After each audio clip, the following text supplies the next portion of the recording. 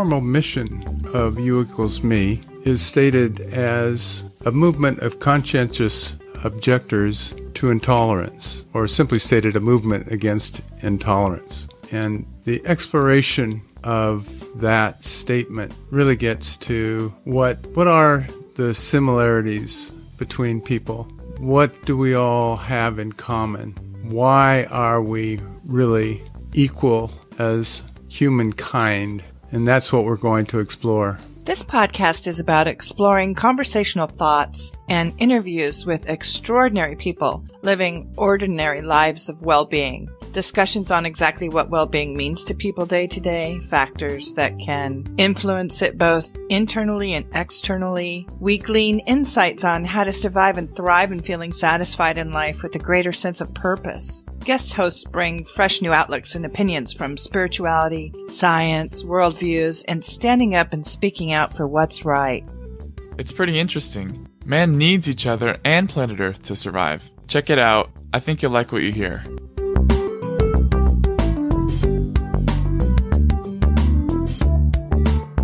Hello and welcome to our U equals me podcast. I want to welcome family and friends from around the world, and we thank you for all of your support. The U equals me Foundation is a nonprofit sharing transformative information in inclusion, equity, and diversity in support of bridging all races, religions, and genders globally. My name is Cindy Jarvis, your host for today's podcast, and in this episode, we are going to speak with spiritual director Kristina Proctor. The work of a spiritual director is a unique one-to-one relationship that explores the spiritual aspect of being human. Welcome, Kristina. Thank you, Cindy. I'm so happy to be here. Thank you. I can't wait to get into this. So what exactly is spiritual direction? First of all, I should say that spiritual direction is the name that it has carried from early Christianity. And when I mean early, I mean like 2nd or 3rd century. It is a central aspect of the spiritual formation years in Catholic clergy education. So, for instance, if you wanted to be a priest, you would be expected to have your own private spiritual director for the entirety of your 12 years, and then recommended beyond. It is to help a clergy member to stay connected to their very alive relationship and evolving relationship with the divine.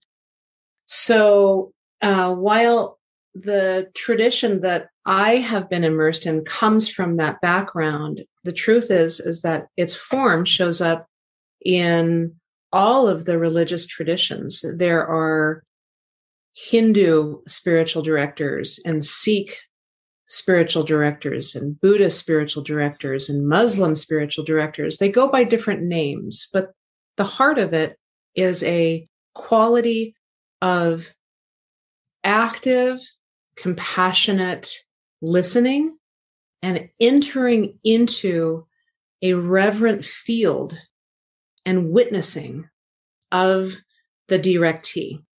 And director and directee are sort of misnomers now, because the nature of the process is without actual direction. The director doesn't provide direction.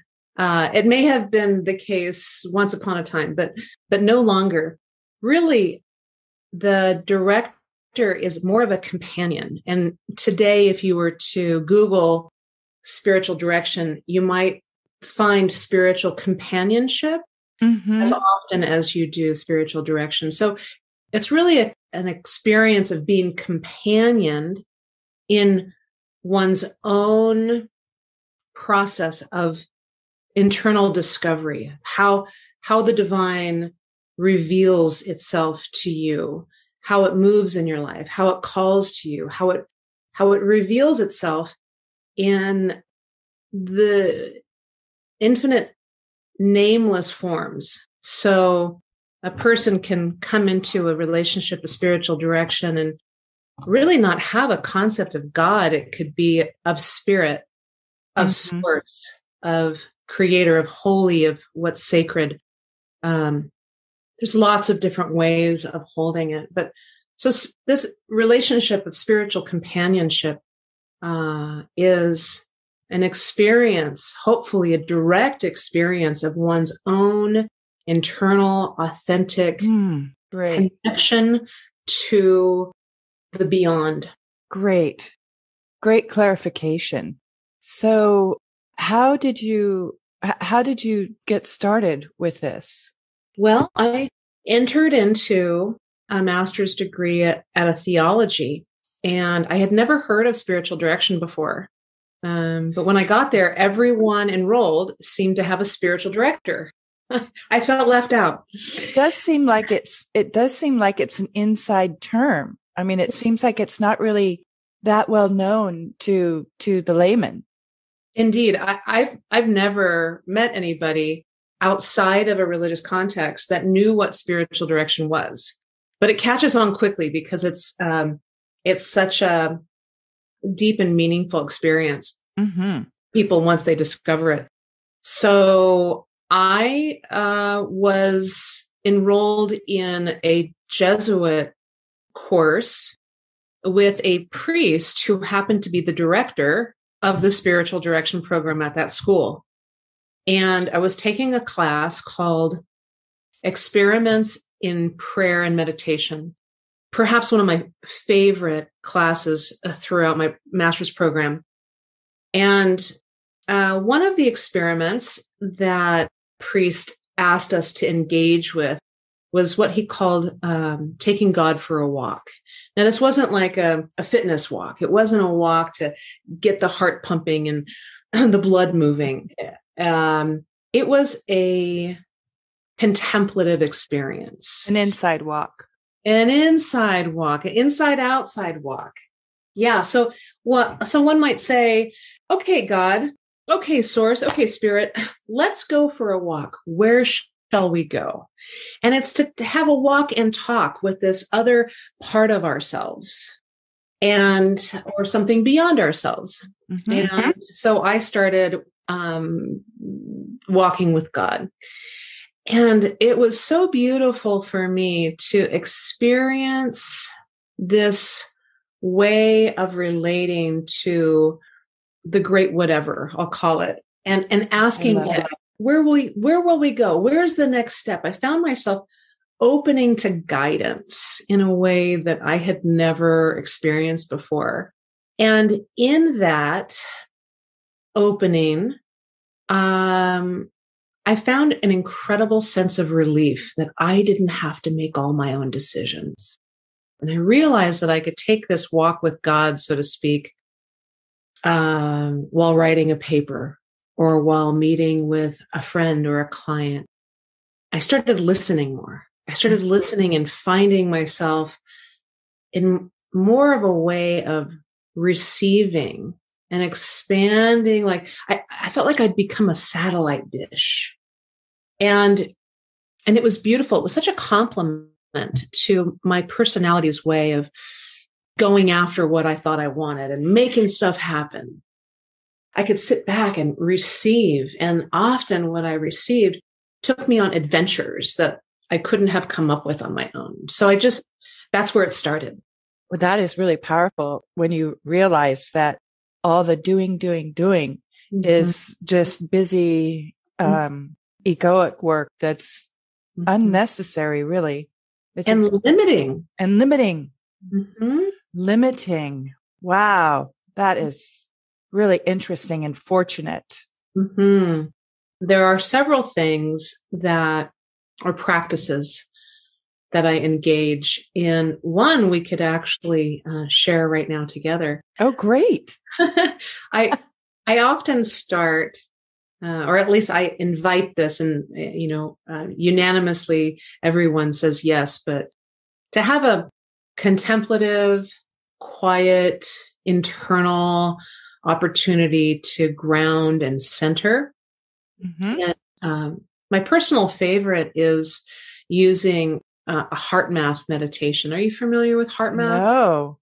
It's fascinating. There's the Heart Math Institute in California has, I don't know, a couple of decades worth of research on the electromagnetic field that's produced with greater heart-brain coherence. It's very measurable, but it induces a state change.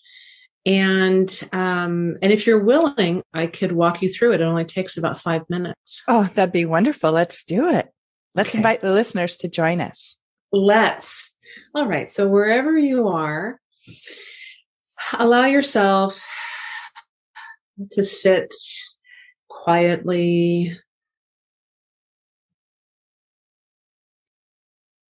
Allow your awareness to settle into your embodied, fleshy experience of self. Knowing yourself in gravity, feeling the weight of your body and all of the contact points wherever you might sit or lie. And now bring your attention to your breath. We're going to engage a measured breath where you inhale for a count of 4. It could be a count of 5 or 6, but inhale counting 1, 2, 3, 4. And then exhale 4, 3, 2, 1. And find the rhythm and the depth that's natural for you and your body. But you're just looking for the inhale and the exhale to match each other. And this rhythm should be soothing and regulating to your system. Inhaling conscientiously, exhaling deliberately.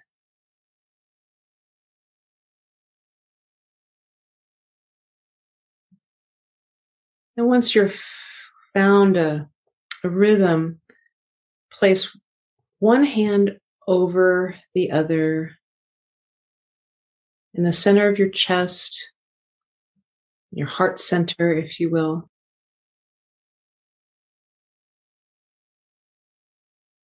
And now match or include that sensation of measured breath to fill your hands. Allow there to be a movement of rising and falling under your hands.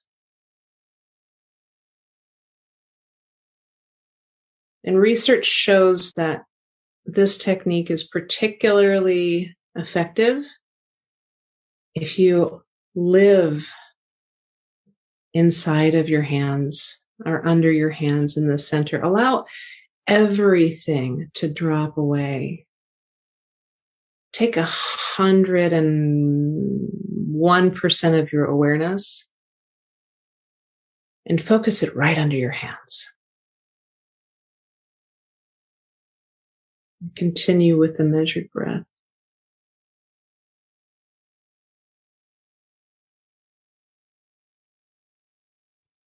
If it feels good or natural to you, let a natural breathing sound accompany the inhale and the exhale.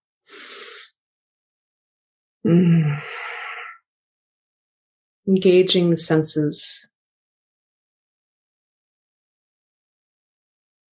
Hearing your own breath, feeling your own touch.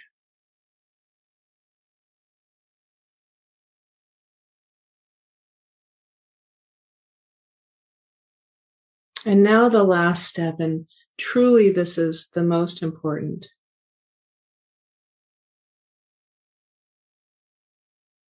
Call up in your memory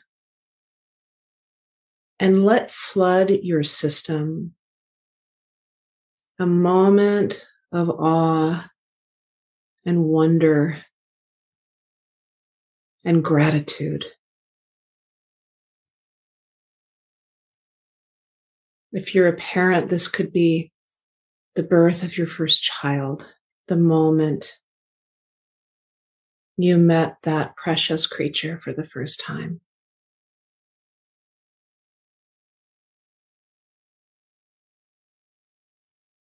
It could be a place, it could be a special magical place on the planet. It could be a sunrise, a sunset.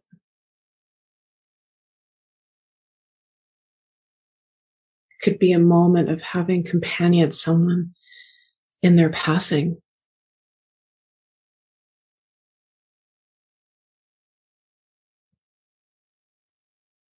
And hold it in your heart and under your hands and breathe into it. Let it be everything for you in this moment.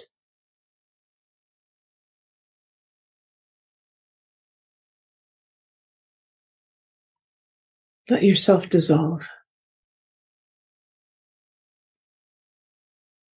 in awe and wonder.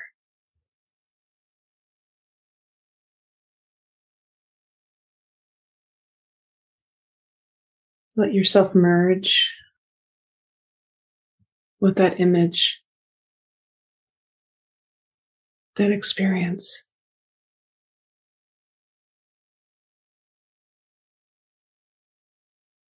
Let it circulate, permeate every cell of your being.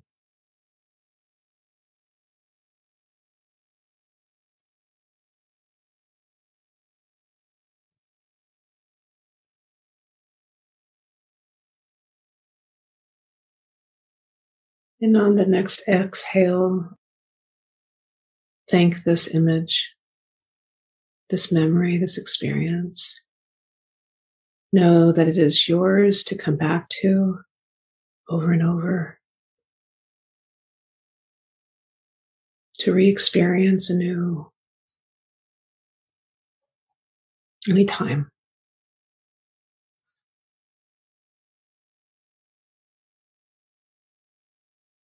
And when you're ready, bring this state into this now moment and open your eyes. And carry it with you.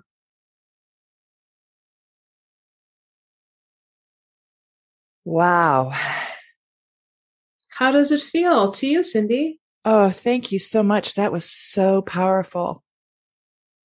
You know, it's interesting because it's hard to get quiet like that sometimes. Even when you sit, like sometimes even when I sit to just meditate, it's hard to get deep like that by myself. That was wonderful. Mm-hmm. It feels good. It does feel good. It does. It feels good.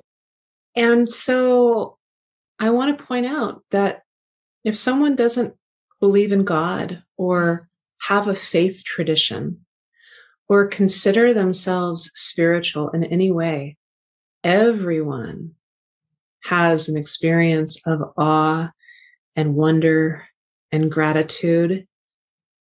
And as you probably experienced, it transcends the mundane. It's inclusive of something else that's hard to name. Right. Are you willing to share what image came for you? Absolutely. Of course, the greatest joy in my life was the birth of our son, and that miracle of creating this new soul. That to me is really awe-inspiring. Thank you for that exercise, because I'm going to use that moment to bring back to the center. Because when I think about that, Kristina, when I think about that moment, I totally feel centered.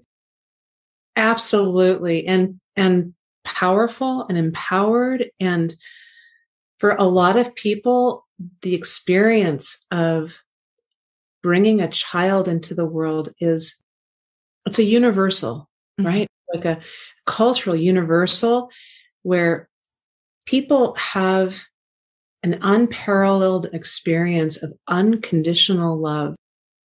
The love that you have for your child, my husband and I are talking about this, it's so intense. It's different. It's so unique, and it helps people to understand themselves as creators themselves. Mm-hmm. And again, this is a really wonderful example of why you don't need to believe in God or come from a faith tradition, that the highest experience that most of us will have in our lives is one of unconditional love. And if it's not for a child, it could be for a parent. It could be for a beloved pet. Yes. It could be for a brother or sister or fellow human in some other way. But for the purpose of your mission, you equals me. Yes. This is the high of the human experience. I think that Maslow was wrong about the hierarchy of needs. I see that after a person can be fed and clothed and sleep, the next most important need is to be in service to others, to another. It seems that there really is nothing more fulfilling, more rewarding, more self-actualizing than to be in service and make a difference in someone else's life. Absolutely. And this naturally becomes a central theme for my spiritual companionship clients. Mm-hmm. They come looking for something. Something's off. Something's not quite right. Life isn't as meaningful or enriching as they know it can be and they want, and they are having a hard time finding it. And so when we start to focus on awe and wonder and gratitude and unconditional love, that innate desire to serve very quickly surfaces. Mm-hmm. And it seems that almost everyone knows who they want to serve. They know how they want to serve. All you have to do is open the topic. And with some encouragement and a dedicated presence and listening, a person who first enters the room and says, I don't know, in short order, absolutely knows. They've always known, in fact. Since I was a child, they say, I always wanted to do something about homelessness. And they became, an engineer. And I got swept away by education and their job and worldly commitments. But it's always been on their heart. Mm-hmm.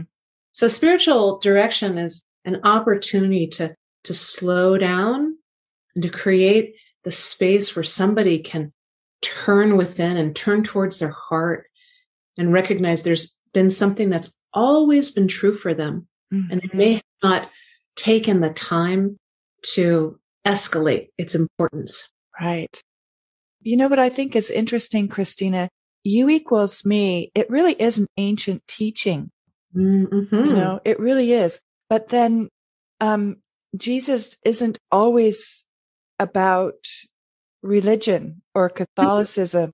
I love it that you make that point, that it's not necessarily, you don't have to believe in God to come to yourself because he greets you there. Yeah. Can I give you an example of this? Yeah, sure. That'd be great. So I do want to say that I was raised in a born-again family. We went to a non-denominational church or a community Bible church. And a lot of the people that I serve have a similar experience where there was something about the church experience the community experience, the fellowship experience, which was wonderful and uplifting. And it met a need of sorts, it met a profound need to pray, to meditate, to sing, to worship in community, in Sangha, if you will, if you're from a Buddhist or Hindu tradition. It's profoundly intimate. And it seems that as humans, we're designed to gather, we're designed to connect. Right. And so many people have that experience of loving something about church, but not believing anything that they heard while they were there. So yes. I would be anxious to go to church, but then I would tune out because something inside of me just knew that there was something wrong with the dogma, the doctrine, the indoctrination. I had an instinct that something was off. Mm-hmm. So many people do. So I'd go with great enthusiasm, and yet with the words and the teachings, I'd let it pass through one ear and out the other. Well, a whole journey after that to learn what all that meant to me. But I just wanted to say that was my background, and it's a common one. And so in my mid-30s, I was going through a really hard time. I was going through a breakup, and I was so disappointed. Oh my gosh, I thought that I had found the one. Mm-hmm. And I reached that moment where I realized he wasn't the one. And it was heartbreaking. And I was in despair, and I was crying myself to sleep. And as I was crying, out of nowhere, completely unbidden, truly, it's not like I was praying or asking for anything. All of a sudden, Jesus himself was there. I was in disbelief. And the presence of this being was it felt so real. It's, one of those moments. It's hard to describe. It is hard to describe. And immediately I went to take the pain that I was burdened with. And I went to hand it over to Jesus because I had heard that Jesus relieves the suffering of the world. Certainly that's why he must have come. So here I am in this gesture to turn over all of my pain to him. And he says, Kristina, that's not why I'm here. And I was taken aback. What? He said, no, I have not come to take your burden from you. I came to carry it with you. Wow. That gives me the chills. Me too. Yeah. And lots of things happened in that moment. First of all, I was stunned at the ferocity of a kind of love that will step into your despair with you, unafraid, and carry it with you. And I, in this moment of not knowing what to do, he came with this clarity. He said, Kristina, you didn't contract me as a savior. I'm not here to save you from anything. You contracted me as your brother. Wow. And it was the first time I had ever heard it or had a concept for it. But as I heard the words, I recognized the truth. I never believed that Jesus was a savior. I didn't know what I was being saved from. Right. But teacher, for certain. Brother, for certain. Companion, absolutely. And here he was showing up to me in the way that was true and authentic for me. Yes.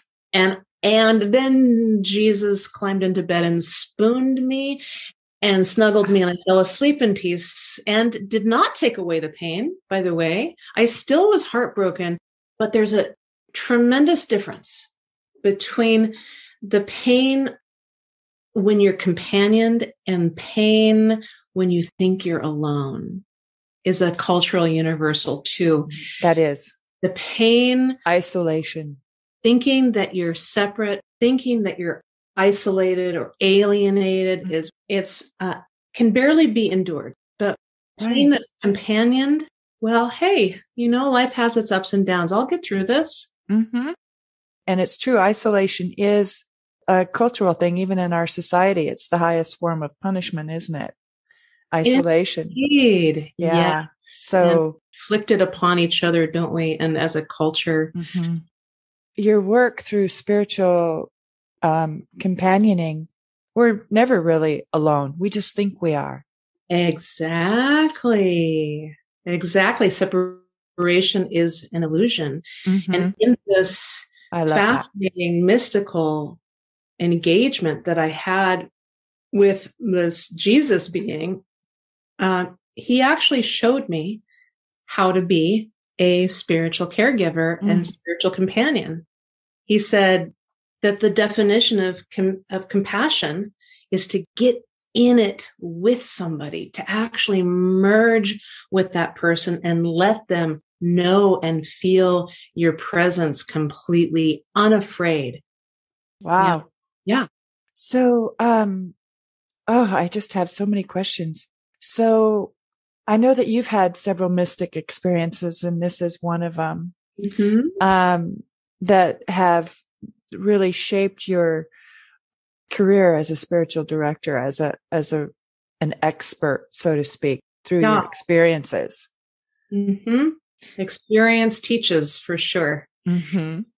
It's one thing that you can expect from a spiritual director. No one comes to spiritual direction without feeling called or drawn toward it. And it usually comes from some kind of experiential revelation, if you will. You can expect a lot from a spiritual director. You can expect their maturity and their commitment to accountability and mutuality and reverence for your experience.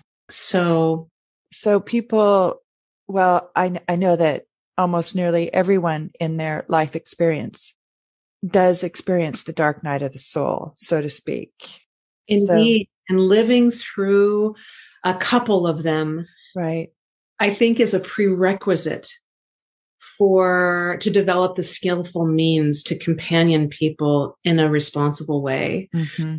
It changes a person. And I've had a couple of dark nights myself, but when I reflect on how I can best serve my clients, what I notice is something that's available to me, I think, because of the changes that I underwent as a result of my mystical experiences, particularly my near-death experience. Would you mind talking about that just a little bit? Yeah, I'd love to. Thank you for sharing such personal things. It's my pleasure. It's my honor. And I also feel like it's my duty because I've had an opportunity to overcome some reservation, some inhibition around it. But I've been encouraged to do so because having mystical experience is actually much more common than we realize, because people don't talk about it. Right. It's a little scary to talk about because, you don't want to be locked up in the insane asylum. Because you think you're insane. The universal fear is that people will think you're crazy. And more importantly, the experiences are so profound and so intimate that people instinctively know not to share them where they're not going to be well understood. It's not something that we want to have judged. Right. It's too precious. Right. Well said. Yeah. So well said.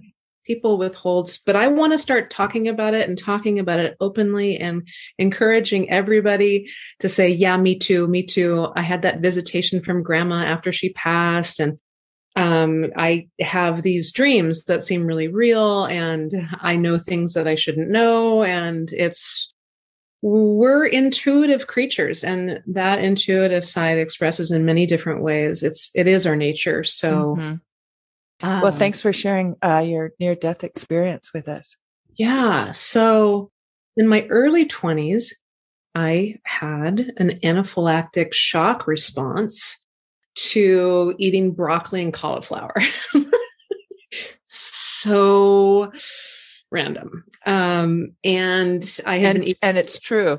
You really did. I really did. I'd been eating broccoli and cauliflower my whole life, and happily so. And then my body just created an intolerance. And so I had no idea what was happening to me, but I had great interest in this slowing of my heart rate. And I was very connected to my heart and its beating pattern. And then the breath related to that, and everything just slowed. And there was so much peace. And I was just curious and interested. And I don't think that I'll go into the details here. It's something that I love to share one-on-one, but I can talk about the scaffolding of the experience. Sure. So it was a very peaceful withdrawal into what felt like the womb of the earth. I went underground. And it was warm and cozy and safe. There was nothing that made me want to stop or go back. I was just drawn so peacefully into this safe experience, and then into a very light experience, and the freedom from the body. Oh my goodness. I want for everyone to know the experience of being free of the corporal experience, because it's just so light, and it's free of fear, and it's free of thinking, and it's just of knowing and connection and oneness. And wow. So there I was, flitting around, my spirit connecting with other light beings, and I was welcomed on the other side, so to speak, or this other dimension that I know is actually happening concurrent to the one that we're tuned into right now. And so I said, hey, human life is over. I'm ready. Let's go to the next thing. And this guide, if you will, stopped me and said, welcome, wonderful to be with you again. And one moment, slow down, because this is not your time. And it's also not your time. This is a moment of choice for you. You get to decide whether to stay. And if you do, that's wonderful. And if you want to go back, you can do that too. There's not either choice has the same value. So of course we know what decision I made. And when I came back into the body, I brought with me a number of realizations that continue to be like living teachings. And this one teaching came from that moment of hearing that it was my choice. Yeah. I have been living the teaching of conscious choice ever since. And I do understand that everything we experience in our lives, much unconsciously, but nevertheless, is free will and choice. Mm-hmm. We actually have no idea. Right. Degree to which we have choice. We abdicate our choice and our power routinely. Yes, I agree. Yeah. I agree. Ooh, that was a big one. Yeah, that is a big one. That it's a big one when you can witness the ego and the powerlessness that imprisons us in thinking that we are these bodies and we're so much more than that. Mm-hmm. Yeah. Or that we're victims to life. Or that we're victims. Yes. And that's another thing that I really love about the work that you do, Kristina.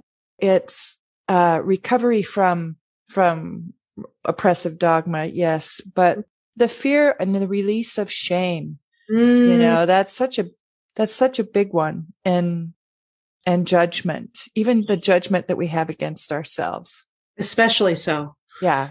Yeah. The mechanisms of shame, and judgment are so powerful. They're mechanisms of control. Mm-hmm. And the way that we shame ourselves, let ourselves be shamed by others. Once we see it for what it is, it's just a mechanism for control. We can start to recognize how it operates in our life and make a choice to simply drop it. Mm-hmm. And it doesn't happen overnight. It takes some practice, but it is, I believe, possible to live without fear and live without shame. Not that it doesn't arise, but we can choose not to engage with it. Mm-hmm. This is the free will. Absolutely. Yeah. The free will. Yeah. Mm-hmm. Wow. It's wonderful. It's so great to chat with you. I can't believe it, Kristina. We are already up on 45 minutes. I absolutely love this. Me too. And I really hate to have it come to a close because I have so many more questions, but we will definitely invite you back. But as a spiritual director, after speaking with you, I really have learned a lot, I have to say. And to summarize it, if I could, it feels like the work that you do is really the work of equivalent to a shaman or a Taoist or great leaders like that in different cultures. If it's the work of connecting a personality, an ego with its soul, with its truest self, with its eternal self, with its most inner self, then that is true. So if someone's more interested in spiritual direction or spiritual companionship, they actually may already be familiar through the works of Thomas Merton, who is a French-born Trappist monk who lived the majority of his life in the United States. And he's a prolific writer, theologian, mystic, poet, social activist, and scholar of comparative religion, attended Columbia University, and is well known internationally. Other ways of finding connection to this discipline is to check out the website Spiritual Directors International. Their URL is sdicompanions.org. And there, one can find information about spiritual direction in so many different religious faith traditions: the Hindu, the Buddhist, the Sikh, the Muslim, Catholic, interfaith, and secular. And there are lots of resources and workshops. There's an emerging discipline within spiritual direction called eco-spiritual direction for those who experience their spirituality more in a nature-based way of engaging with the world and their inner life. So it's really quite vast and is as unique as people are. So just wanted to encourage folks to take a look and discover the richness of the tradition and how it's evolved over hundreds of years and is available to us now. Great. Thank you. That is wonderful. What a wonderful inspiration for people seeking to experience their authentic selves as they connect with you and discover the deepest truths.